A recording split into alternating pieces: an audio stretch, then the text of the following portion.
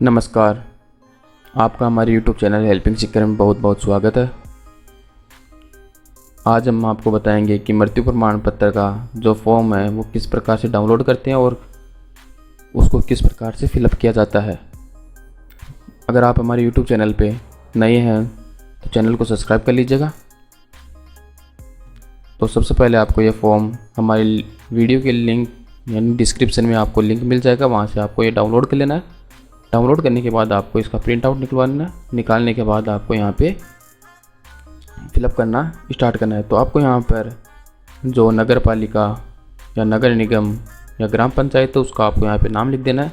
इसके बाद 1 number column में आपको वो डेट लिखनी है जिस दिन जिसकी मृत्यु हुई है उसका आपको यहाँ पे मृत्यु का डेट आपको यहाँ पे फिलअप कर लेना है।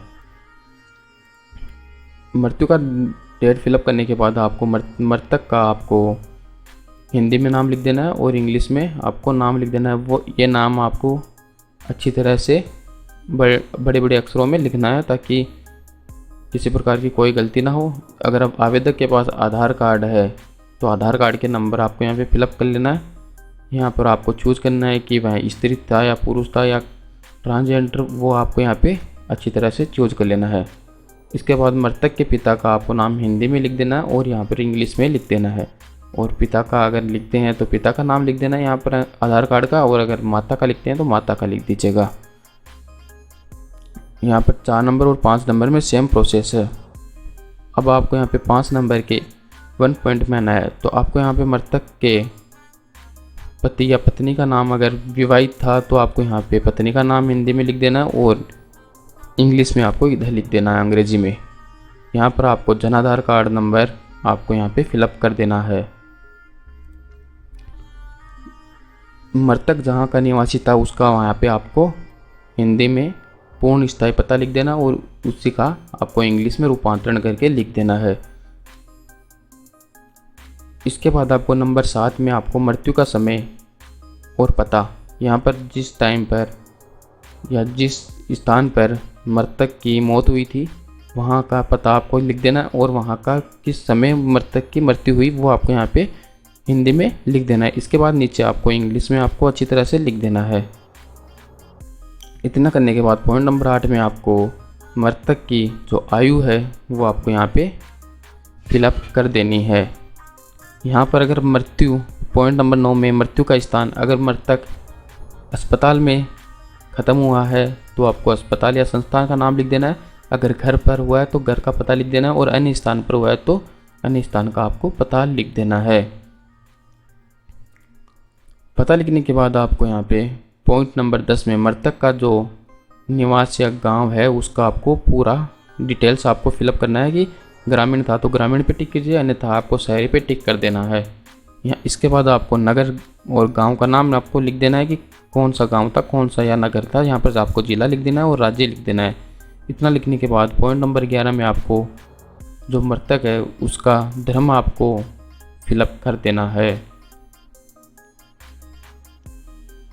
पॉइंट नंबर 12 में मृतक का जो कार्य था, मजदूरी करता था, नौकरी करता था, जो भी करता था वो आपको यहाँ पे लिख देना है और आपको पेज नंबर 2 पर आ जाना है। अगर वीडियो अच्छी लगी तो चैनल को सब्सक्राइब कीजिएगा और वीडियो को लाइक कर दीजिएगा और अन्य लोगों तक शेयर कर दीजिएगा। तो इसके बाद आपको यहाँ पर अगर जिसकी मृत्यु हुई है उससे पहले उसको अगर अस्पताल या कोई किसी भी प्रकार की अगर कोई ट्रीटमेंट दी गई है तो आपको यहाँ पे वो चूज़ कर लेना है। अगर उसको किसी संस्थान द्वारा ट्रीटमेंट दी गई है तो इस पर टिक कर लेना है। अगर घर पर दी गई है तो आपको यहाँ पे 2 नंबर चूज़ कर लेना है। अगर कोई चिकित्सा उपचार नहीं मिला है तो आपको 3 नंबर चूज़ कर लेना है। इसके बाद आपको पॉइंट नंबर 14 में बताना है कि मृत्यु का कारण चिकित्सा रूप से प्रमाणीकरण है। अगर आपने जो मृतक है उसका पोस्टमार्टम किया है तो आप पोस्टमार्टम करवाया है तो आपको हाँ पे लिखना है, अन्यथा आपको नहीं पे टिक रहने देना है। इसके बाद अगर मृत्यु की वास्तविक कारण का आपको पता है तो आपको यहाँ पे फिलअप कर देना है कि किस बीमारी के द्वारा मृतक की मृत्यु हुई है। अगर महिला थी तो क्या वो मृत्यु के समय प्रेग्नेंट थी, अगर हाँ तो आपको यस पे टिक करना है, नहीं तो आपको नो पे ही रहने देना है। इसके बाद पॉइंट नंबर 17 पे आपको मृतक क्या धूम्रपान यानी सिगरेट दो तंबाकू वो पीता था, अगर हाँ तो आपको वो वर्ष लिखने की कितने वर्षों से। इसके बाद पॉइंट नंबर 18 में आपको बताना है कि तंबाकू खाता था या नहीं खाता था, वो आपको यहाँ पे लिख देना है। पॉइंट नंबर 19 में अगर आपको जो भी है वो आपको लिख देना है कि सुपारी पान मसाला जो भी है वो खाता था या नहीं खाता था। इसके बाद वह शराब पीता था हाँ या ना, तो अगर नहीं पीता था तो आपको सभी ये चीज़ें आपको खाली छोड़ देनी है, और जिस प्रकार आपको अगर पता है तो आपको लिख देना है। इसके बाद पॉइंट नंबर 21, जो व्यक्ति यह फॉर्म फिलअप कर रहा है उसकी यहाँ पे सूचना आपको फिलअप करनी है। आवेदक का नाम, यहाँ पे आवेदन कौन कर रहा है वो आपको यहाँ पे फिलअप कर देना है। आवेदक का मृतक से संबंध, अगर पुत्र आवेदन कर रहा है तो पुत्र लिख देना है, अगर पत्नी कर रही है तो पत्नी लिख देना है, और जो भी है वो आपको यहाँ पे फिलअप कर देना है। इसके बाद जो आवेदक है उसका आधार कार्ड नंबर, यहाँ पर आपको जन आधार कार्ड नंबर, आवेदक के मोबाइल नंबर, आवेदक का ईमेल आईडी आपको यहाँ पे फिलअप कर देना है। इसके बाद आपको यहाँ घोषणा लेनी है। जो आवेदक है वो यहाँ पर आवेदक का नाम, उसके पिता का नाम, आयु कितनी है, निवासी स्थान कौन कहाँ का है, वो आपको यहाँ पे फिलअप करने के बाद आवेदक का आपको यहाँ पे हस्ताक्षर करवा लेना है। इसके बाद ये कार्यालय उपयोग के लिए है कि आपका जो ग्राम विकास अधिकारी है वो यहाँ पे आपका जो रजिस्ट्रेशन संख्या है वो जो भी है वो अपने आप फिलअप कर लेता है।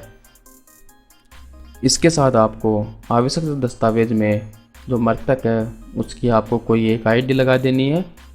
आईडी लगाने के साथ यहाँ पर आवेदनकर्ता का आधार कार्ड नंबर, आधार कार्ड की आधार कार्ड की फ़ोटोकॉपी, जन आधार कार्ड की फ़ोटोकॉपी, राशन कार्ड की फ़ोटोकॉपी और एक फ़ोटो जो मृतक है उसका आपको यहाँ पे लगा देना। अगर नहीं है तो भी यहाँ पे कोई अनिवार्य नहीं है। अगर ये वीडियो अच्छी लगी तो आपको हमारे YouTube चैनल को सब्सक्राइब कर लीजिएगा, और किसी प्रकार की कोई और अन्य समस्या है तो आप हमें कमेंट बॉक्स में कमेंट करके ज़रूर बता दीजिए। धन्यवाद। जय हिंद, जय